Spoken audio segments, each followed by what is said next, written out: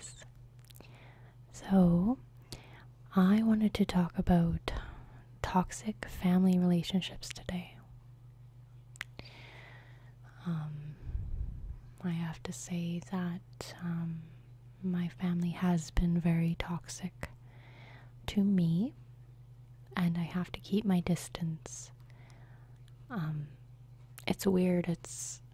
I don't know if it's part of the disorder that makes me feel this way, with the whole being able to be a chameleon factor. But I have always noticed that I am a lot different around every member in my family.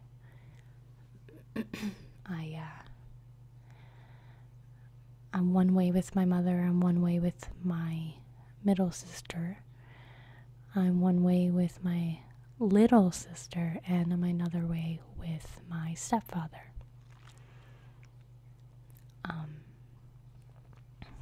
But really I'm going to be focusing on my mother and my sister. My middle sister, she's 20 years old, so that's someone I'm going to be mentioning.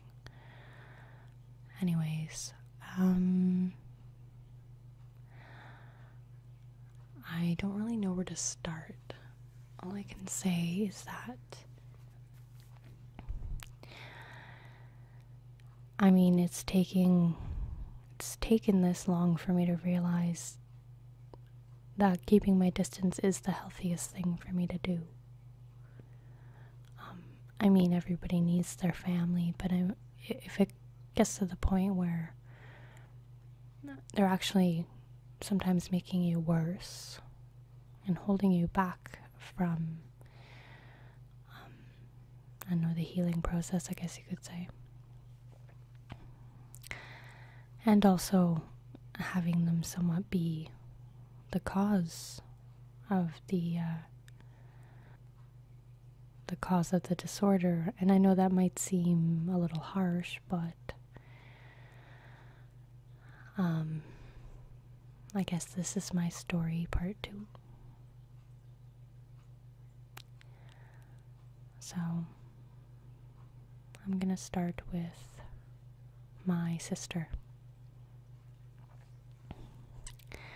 So as I said before, she was born when I was 9, and her father was a sociopath. He was in and out of jail a lot too, and very abusive. And he used to, this is just random memories I'm going to be coming up with here, so bear with me. I remember that he used to make my dinner plates for me. He would pack them full of food, and if I didn't finish every bite that was on the plate, I would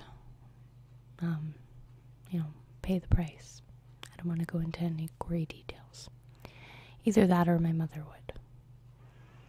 And I actually always end up leaving a little bit of food on my plate. And I just kind of realized this a couple months ago, that I think maybe that's why I don't eat all my food, because I don't have to.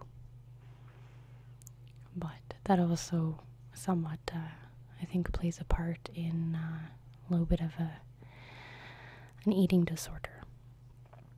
Now, I do eat at least once a day, but I have been noticing that I binge. I won't eat. I haven't eaten yet, and it's 11:30 at night.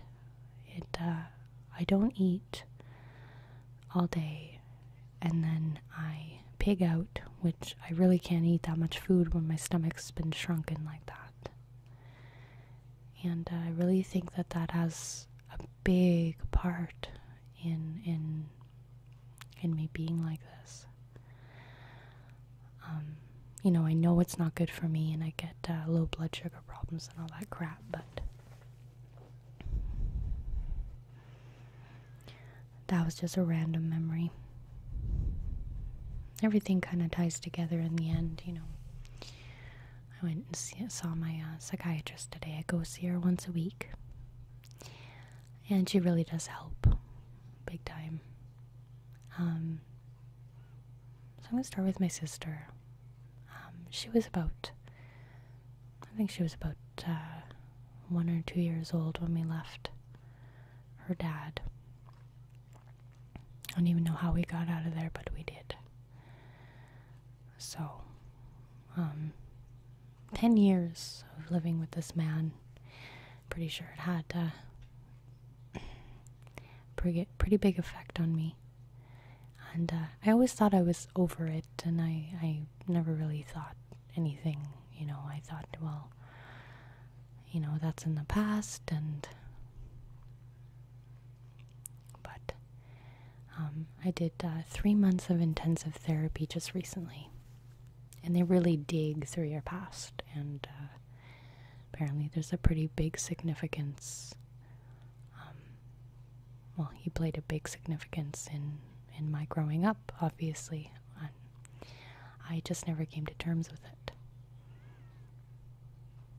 And my sister, unfortunately, is just like him. Obviously, that's not something she'd want to hear because she says she's always hated him. But she's just like him. Only there is the sister bond. I always say I love her so much that I hate her. I've put so much trust in her, and I've taken care of her numerous times. She's lived with me. Paid for everything for her, and got her into school, and she was doing good, and I just wasn't ready to feel like a mom at that point. I guess I can get into that story. I don't know how old I was. My little baby sister was born, I don't know, she's turning 9. So I was 20 years old, and everything was fine. I finally had, like the stepfather. He's amazing. He's still around too. And my mom, seemed happy, and everybody seemed like a family. And I still never really got into that because I'd never really known what it felt like to have, the mother and the father and then the siblings around, that everybody got along. So I actually really distanced myself because it scared me, because I just felt like I was going to lose it. And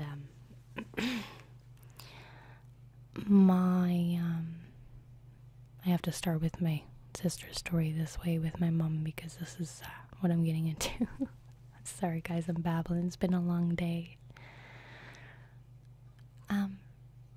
When I had first moved to Ontario with my ex-fiance, I got a call in the middle of the night from my mom, and she had had a nervous breakdown. I wasn't sure if it was postpartum depression or what was going on. I know she had always had some issues, but she was very closed off emotionally, and she always made it like everything was fine because she didn't want to worry anybody, but really it was hard on a lot of us that she was like that. So she called me. She was living in Manitoba, so the next province over. And she said that she couldn't do it anymore, and that she was leaving and moving across the country, out west, and that I had to take my sister. I had to take my sister in to come and live with me. And this is my middle sister, so the one younger than me. I won't be talking about my little baby sister in any of these, so anyways, so that was that. She was leaving. She couldn't do it anymore. She wasn't planning on having my little baby sister, so it was a big shock to her. So my other sister came to live with me. I ended up finding a house to rent, and I was pretty much her mother. I feel like I had always been partially her mother even when I was a child. She always came to me. She's always had a very hard time having a relationship with my mother, and I don't know. Anyways, so she lived with me for about 6 months, I think. And I did everything for her. Everything that I possibly could. And my mother called. Actually, no, I was such a complicated story. I actually went back to Manitoba with my ex-fiance because I had met him there while he was doing schooling, and he was finishing up his last 2 months for trade school. So I went back there with him, and I went to the house where my mom wasn't living anymore. And just my stepdad and my baby sister. And it was terrible.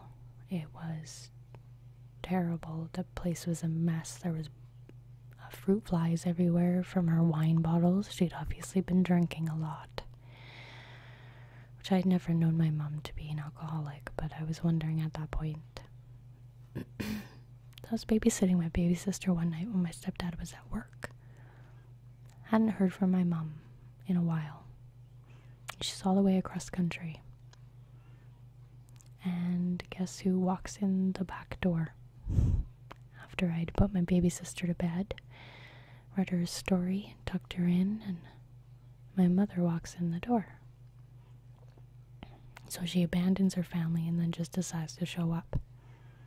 I didn't say a word to her and I left.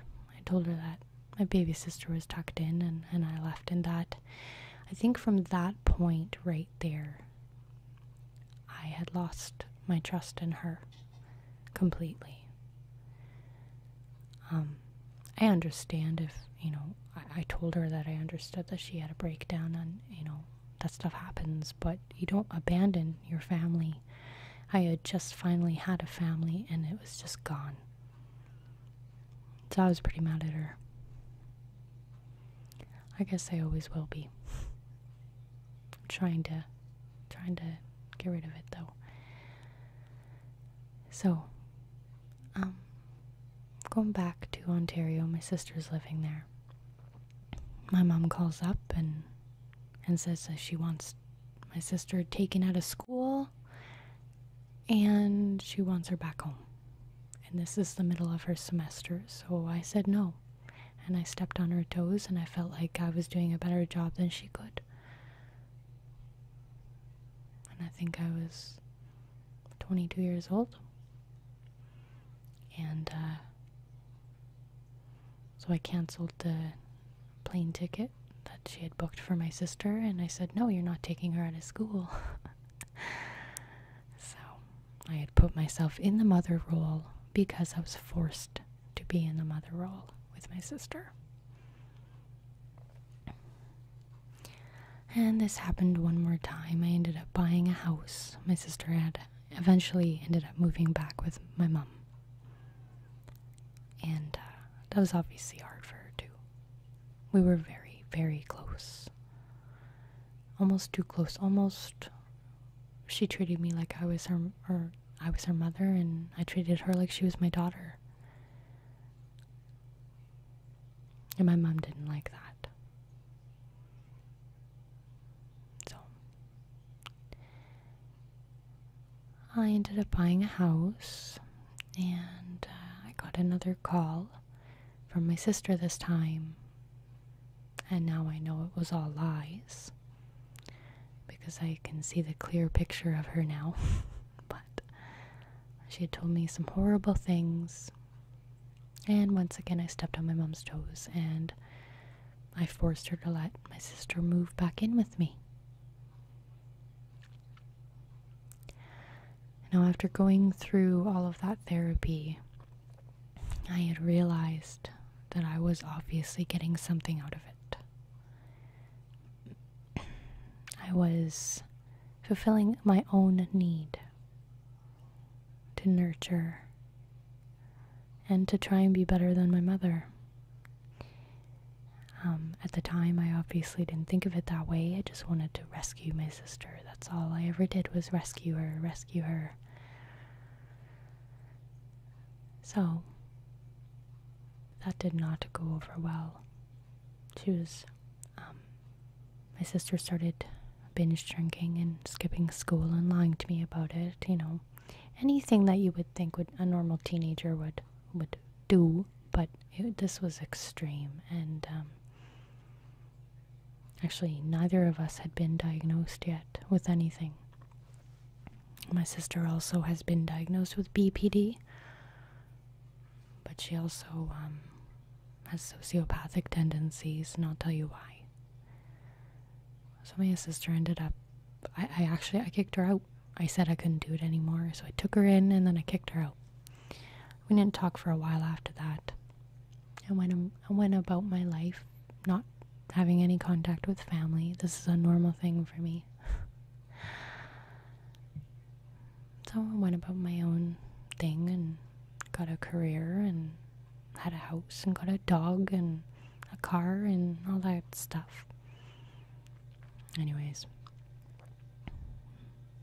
because I was not talking to my family anymore, on one hand I felt better.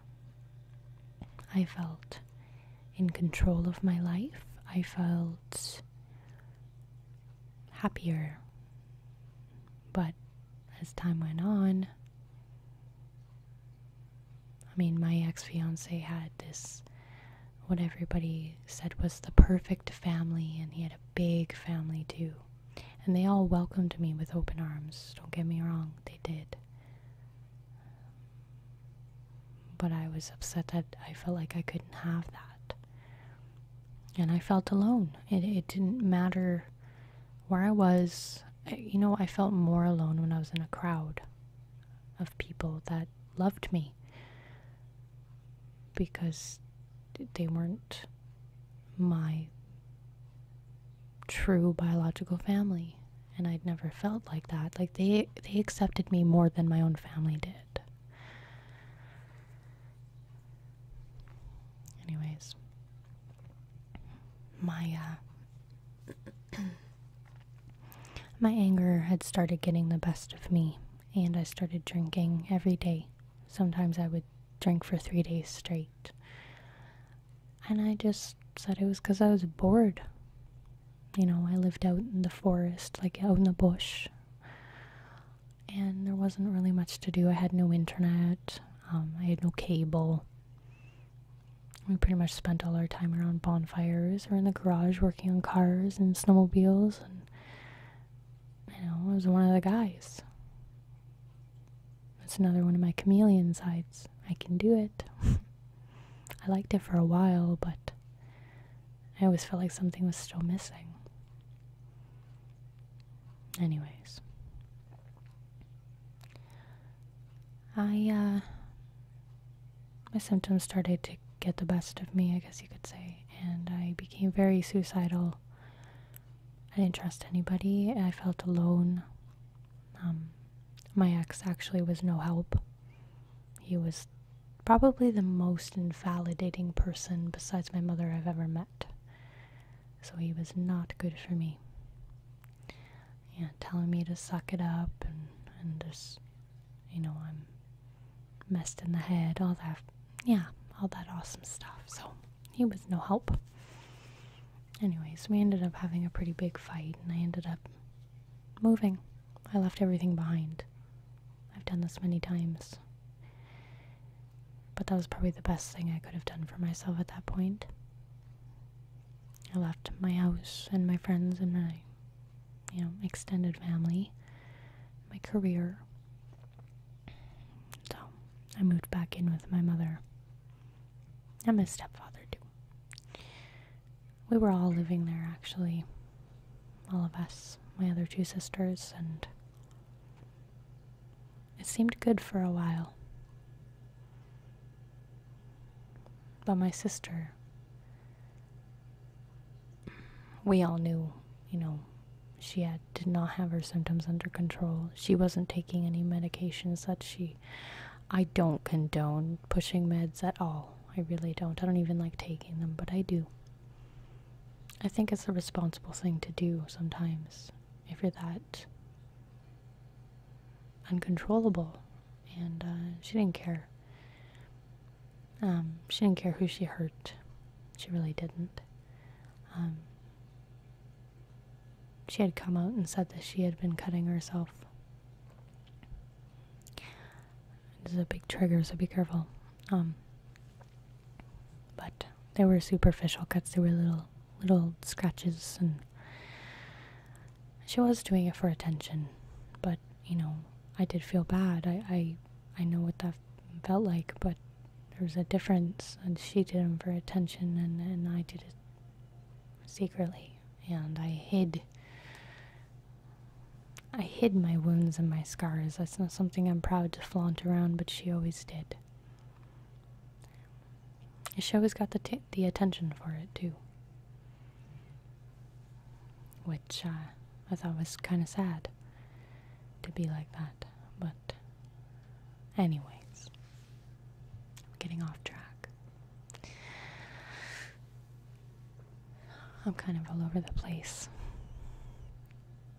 Today's been a long day.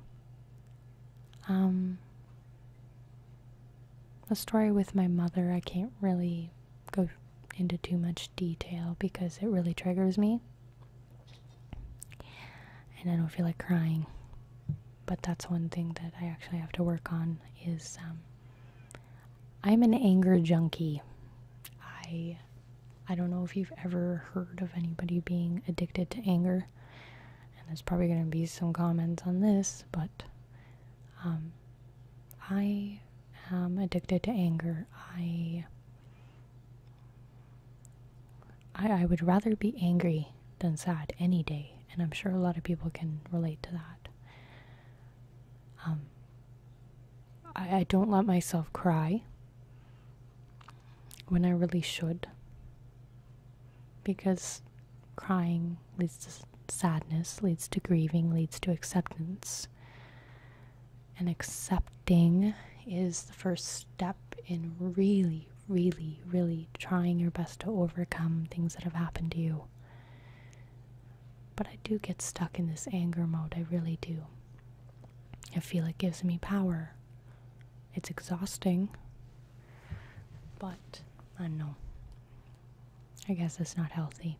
I have a lot of people asking me for advice, and I find that very intriguing, actually.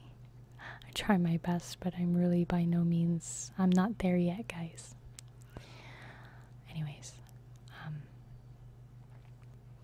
actually my last video, when I was listening to it, triggered me, and I totally forgot to put a trigger warning out at first. I'm really sorry about that, guys. But I will put my warnings on the titles.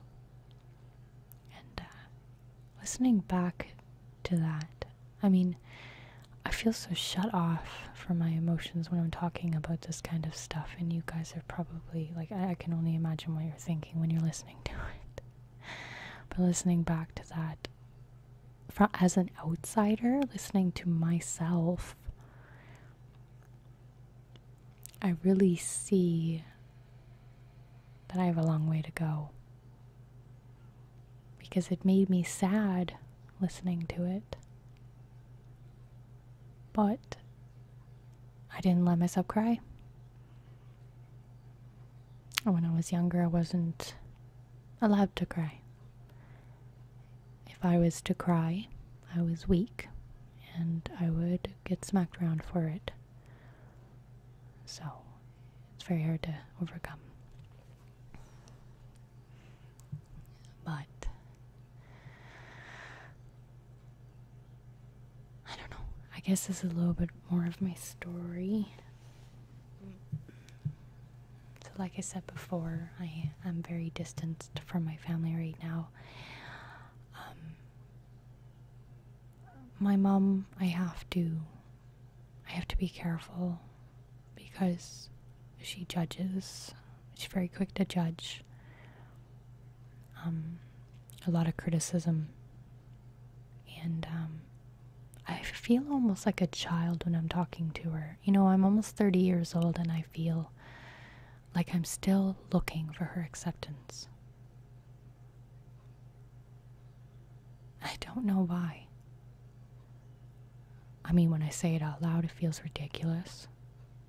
But I feel like I'm still looking for that acceptance. And if she's not telling me what I want to hear, I regret telling her anything. And there's actually a lot of things that I keep from her. It's really sad. I don't know if any of this sounded harsh. But, I mean, that's the way I feel.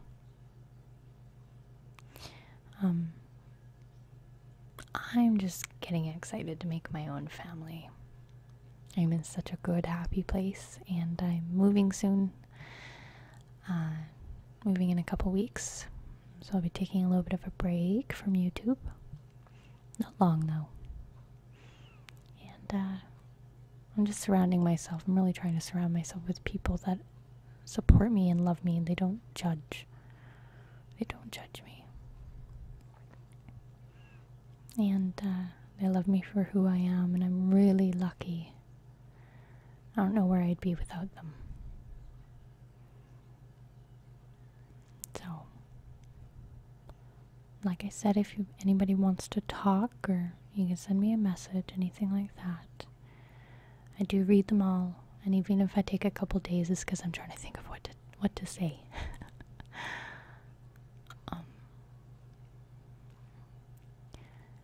Yeah, I'm just hoping some of this video made sense. It's just kind of a story ramble. There's really no way to organize it because my life has been completely chaotic with moving all the time, and changing jobs all the time, and changing boyfriends all the time, and friends, and it's just constantly starting over.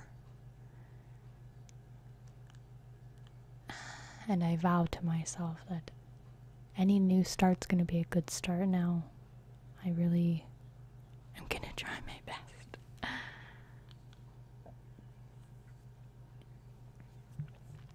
Anyways, thank you for listening if you are listening.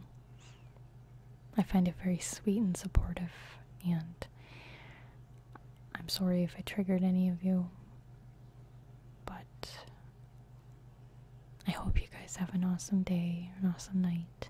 And I will be putting out some more cheery videos, I promise. But I'm in one of those moods today where I don't really give a crap.